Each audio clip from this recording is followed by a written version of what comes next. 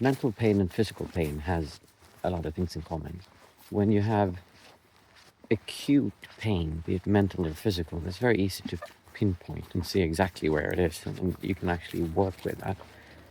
But I've always said, since I've suffered from chronic pain, that one of the worst pains is chronic pain, because it just never stops. Whatever you do, it's in the background, churning, grinding, making it difficult to think, making it difficult to sleep, making it difficult to just be alive. And it's the same with mental pain. When we're suffering from something that is more diffuse, more long-term worry and fear that just is running in the background, it's really difficult to deal with that. And it's very difficult not to be affected by it and let it ruin our lives. Someone asked me about this yesterday on the evening meditation, and since I've been working on this myself quite a lot lately because of certain situations that have been happening to me, one of the things that really helps with this is to, first of all, not be afraid of it.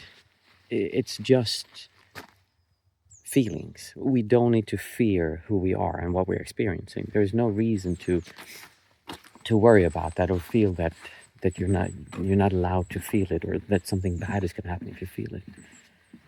So the first thing is to not be afraid of it. And one of the ways that we can make this bond that seems to be there, that it's so absolute with our fear that we can't do anything about it, that it's just there, and it's because this happens, I feel like this, or I need to suffer from this, is to just, if you have a difficult situation, say someone is treating you in a way that is, someone is trying to treat you poorly, they're trying to do something to you that is really unacceptable, and you feel very bad about that.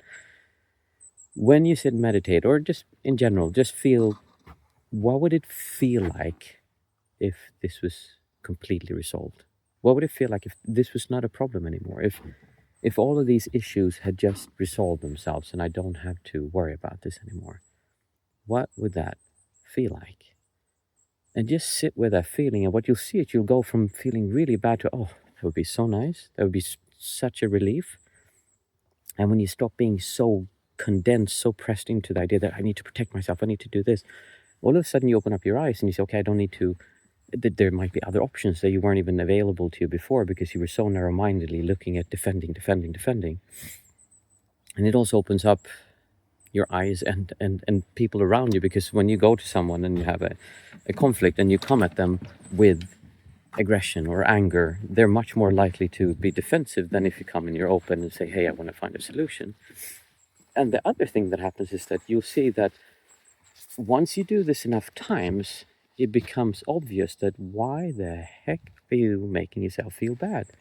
Because you are the one doing this. You just prove that you yourself could change how you feel in this moment. You could feel relief, even though it hasn't changed. But we've been conditioned since we were children that we need to feel bad when things aren't going the way we want them to. If I don't have the things I should have, I'm entitled to, then I should feel bad. So doing this enough times, you will eventually just see that it's a really silly thing to do, to go around and make yourself feel bad like that. It might seem completely preposterous to you right now, but once you've experienced this yourself a few times, it becomes really annoying, because you're like, God, I don't want to feel like this, but I cannot stop it. Why is that like right now? And you keep going back and forth, because the self goes in and says, well, who would I be? What if I don't go around and worry about this the whole time? I need to find the solution. In other words, it's a matter of surrendering and accepting that reality just is the way that it is. And there's something really profound and difficult that needs to happen inside of you to allow that to happen. So really do try, just see what happens if you accept reality as it is. And if one of the things that can help with that is actually to do some kind of meditation, so that you're able to observe what happens inside. I made a video here that explains how to do a very simple breathing exercise that will help you get started with that.